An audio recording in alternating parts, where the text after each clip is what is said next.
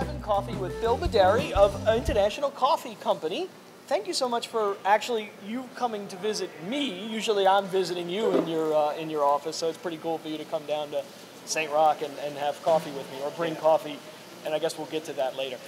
Kevin, thanks for having me here. You know, I think the last time I was here at this place, it was Lima's St. Roch Market.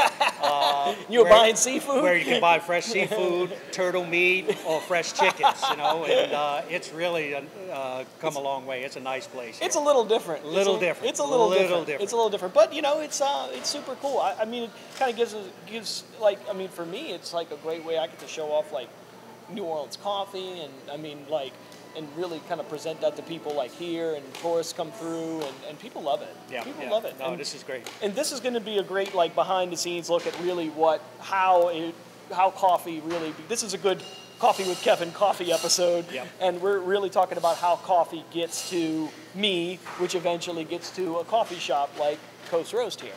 So, ICC. Obviously, this is an old piece of equipment here. What in the world is this? Okay, years ago, you know, back in the 20s and even before that,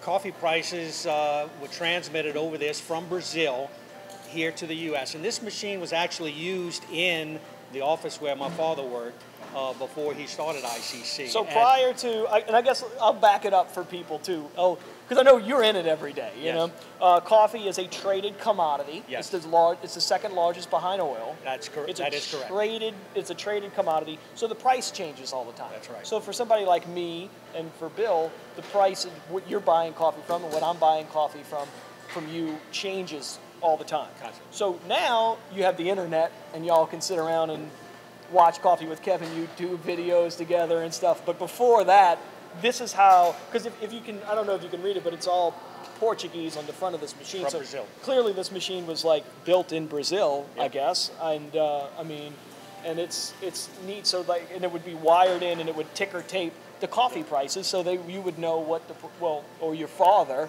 would know what the prices were. This is incredible. Yeah, and it took some time. You know, it was delayed. It took about 20 minutes or so by the time you received the information when it was sent from origin. So it wasn't instantaneous like we have today. Today it's very transparent. It's super simple. You see the bid, you see the ask, you know exactly what's out there. So this is like an instant. This is like old AOL Instant Messenger. That's old AOL Instant Messenger. Something like that. Yeah. Well, this is super cool. Well, it's great. Yeah, awesome. Well, where's Harry? We got to get this out the way because we're going to do the fun stuff which you came to do. But this is super cool. I don't want to like break this. Oh man, is it heavy? Yeah, it is heavy. Oh man. Oh, okay. Hold on. I'm gonna put it over here. Okay. And Hayes is sitting over here. I'll put it on his table. There you go. Don't break this now. All right. Don't. Watch out. It's heavy. You might even tip the table there. Yeah. Put it like right in the center. Good going. All right. I don't want to break this like artifact. No. Oh, and the picture. Yeah. Let me show you. Cool. This is some pictures of the past. Here's an old coffee picture from New Orleans where coffee was all the sacks, coming from the port. It's an old wagon to pull it. Yeah. Here's a bunch of guys sitting around a cupping table, similar to what we're going to do in a minute here. But you can see them all dressed in suits and everything else. Yeah, boy, everybody was fancy. You know? Oh, yeah, they almost look like if you replaced the coffee with like a NASA control board. It looks like they're going to the moon. Oh, yeah. All of them coffee they got their experts. Spittoon plumbed in and everything. Yep. Here's a picture, and actually the old teletype machine is in here. The machine we just saw is in this picture, which is pretty cool. And this is a picture of our office prior to us buying the building and occupying the office. Obviously, this is back in the 20s, but they still use the old teletype in there. That's pretty cool. Yeah, that was neat. But okay, so now we're coffee cupping, and we've coffee cupped on the show a little bit before, but this is interesting because it's so what did you bring? So because ideally, you know, Bill here is trying to sell me on coffee. He's trying to like I would buy raw coffee from him, and then roast it and that. So we want to get an Ethiopian here at the coffee shop. So you came on the program today and brought me 2 different Ethiopians to check out. I got a couple of coffees here I brought, and I wanted to show ICC and how we buy and sell coffee. We buy all kind of coffees. My father, when he started this business, had a philosophy that all coffee had value. And he had a saying that from the top of the mountain to the bottom of the bird cage. and we bought everything in between, and because it all has value. And there's different ways you can use it and everything else here. So what I wanted to illustrate here is we have two Ethiopian coffees here. One is very nice, high grade, looks pretty. It looks beautiful. Yep. Visually, it looks great. And here's another one. Not as pretty in the green bean wise as this one. And really, this is just aesthetics. This is like you and I, when we sit around and look at green, we say, oh, this is pretty visually coffee. Right. And this is not so pretty visually coffee in its raw form. Correct. Which really doesn't mean a whole lot. I mean, but oh, wow, look how nice it is. Right, right. When we cup these coffees, we'll see that this in fact, cup-wise, may be equal to this, and this may be at a much better price. That's what we look for. That's what we look for. Because then, of course, for me, I want to sell, and I'll pick it up from my end of it. I want, when you come in here to St. Roch, I want you to be able to get like the best cup of coffee you possibly can at a reasonable price point. Right. I want you to be able to come in and get a great cup of coffee every single day. Right. So, and then we'll see if this stuff, tastes phenomenal, and this stuff tastes phenomenal, and this stuff costs more, and this stuff, doesn't. A cup of coffee could cost a whole lot more here of this stuff. Correct. But well, I need to make that call. What my customers would like, and I'm going to buy something that we can put out, and you can enjoy a great cup of coffee every day. It's kind of the idea. Great. Cool. We look for values, and that's been a key to our success over the years, is that we've been able to find value in coffee and offer it to our customers, which so helps them. You're giving me the preview here that this is going to be really, really good stuff, even though it's not gorgeous. It's going to be good stuff. All right, cool. Well, we need to get some hot water here. We'll go ahead and wet our coffees and get started. I'm going to get it. Harry's actually working, as he sometimes does.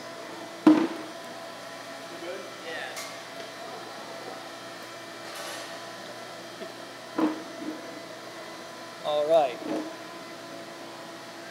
And so at this point, I had Harry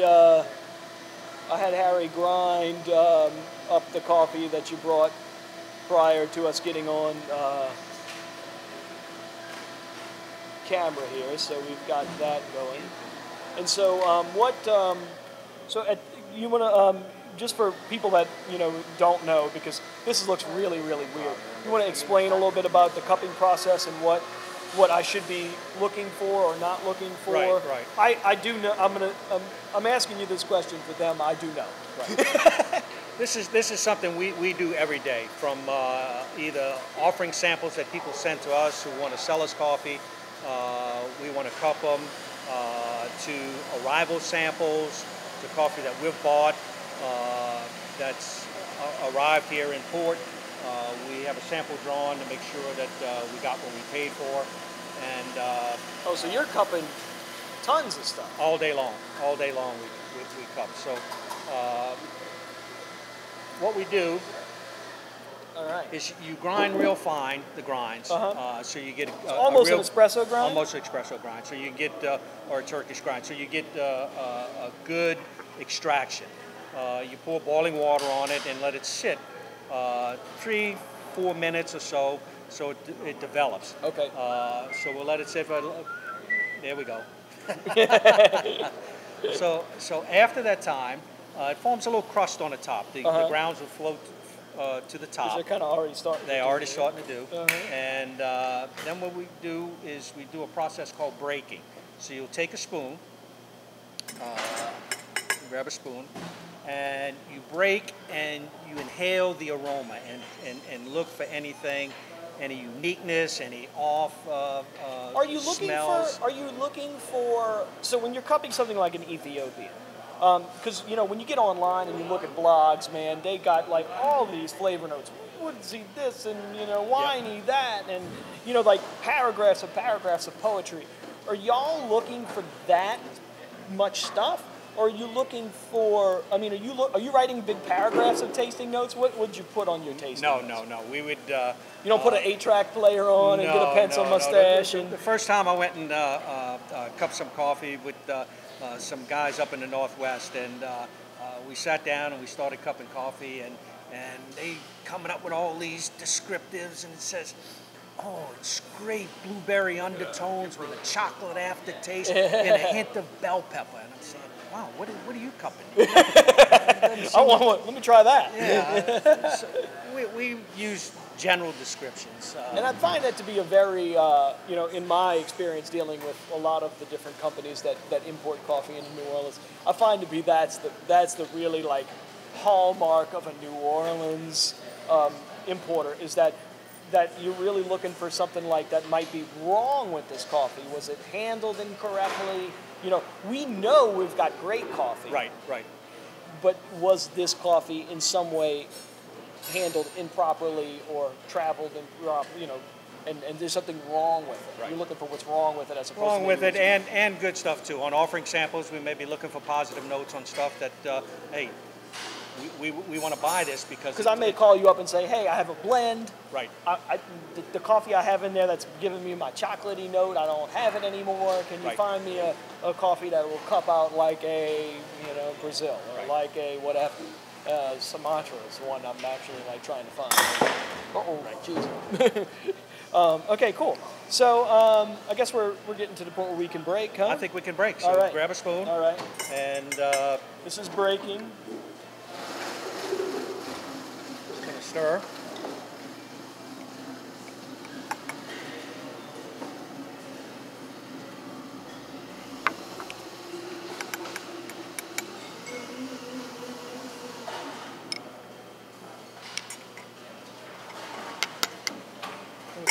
Swap a few of them up here. Oh, so you can take one, huh? Yep. All right, so this is the expensive stuff. That's right. Try those, and I'll. All right. Do you need a spittoon cup? Not yet. I'm going to wait a little bit. We're going to skim it, and then we'll be ready to cup after that. Okay. I'm not getting any off aromas. I think both positive aromas on I think both cups. This one, and it's hard for when I'm looking at this stuff, and again, you've tainted me with what the experiment is, of course, but like when I'm smelling this stuff, and correct me if I'm wrong, I'm getting much more of like that grassy, grainy note in this, as opposed to what this one would be. Correct. I mean, this one's a little bit more. So is this one a little bit older? Is this an older coffee? No? You could see the difference. It's probably not quite as fresh as this one here. But this doesn't look like an aged crop. No, it's not aged. It's not aged. It's just a little bit. And an aged crop would mean it's a year old. Yeah, it's had a birthday. Cool. It's had a birthday. All right, cool. All right, well, and so we're going to skim now. Yeah, so we got to, what we'll do is take a little bit of this foams and it's like it like froths up. I guess it's probably the same like premise of the crema, huh? Yes, exactly. On an espresso. Exactly. Take that off. These.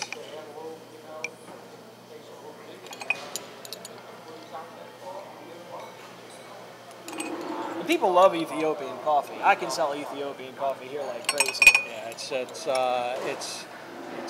got some good characters to it. It's generally known for like its light Pinot Noir-ish kind of qualities, I guess you would say. Yeah, that would fit. See, you don't even want to go that far. You're like, Kevin, if you want to say Pinot Noir, Pinot Noir, it's a Pinot Noir. Well, because I always equate like Kenyas to heavier Cabernets. They're drier. Yes. And then these are much, broadly speaking, Ethiopians generally have a lighter, wineier thing. But yeah, I did have an Ethiopian Mocambo one time that was like straight up liquid blueberry. And look, I'm like with you, I make fun of these guys too, but this stuff was like blueberry syrup. It was crazy. Yeah, you might get some hints of blueberry on these one here. Too. On these? Okay. All right, so I'll start with this guy, I guess. Okay. Or should I start over here? Either way. It's preference, huh?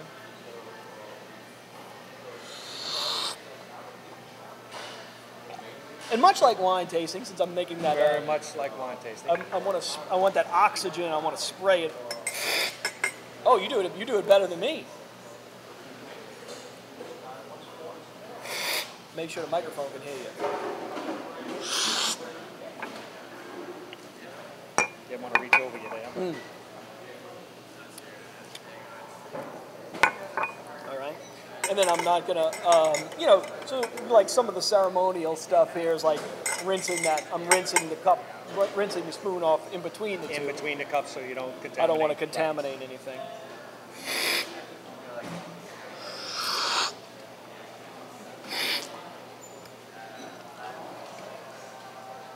Yeah, so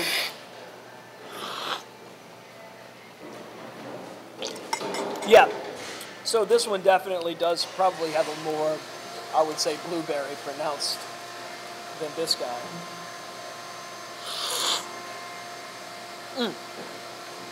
No, it doesn't. No, it doesn't. This is both good cups. Man, both good cups. No, I got to take my brain out of it. I'm gonna go off camera. You shuffle them around. You're cupping with your eyes, looking at the green. Because this is so much prettier green. You're cupping with your eyes. Yeah.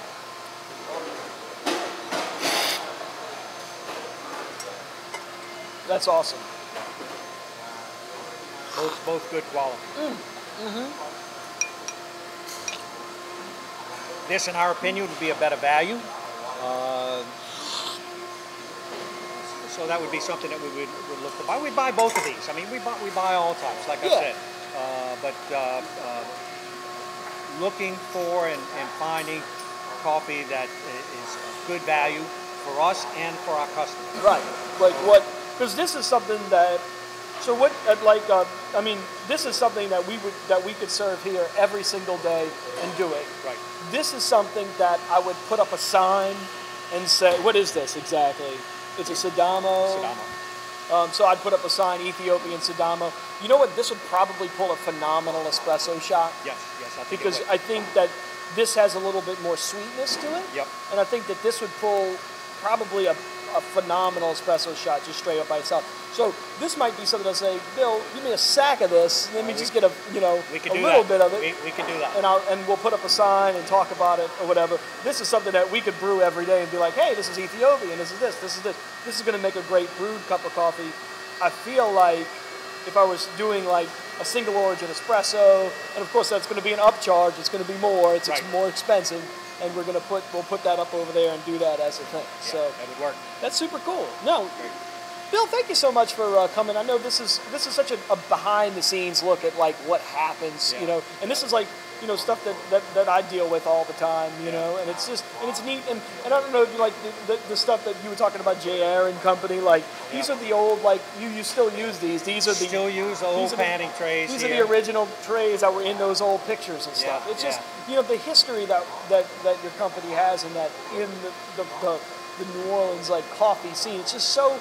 People just don't like. I don't know. Coffee's not something that's like people think of when they think of New Orleans mostly.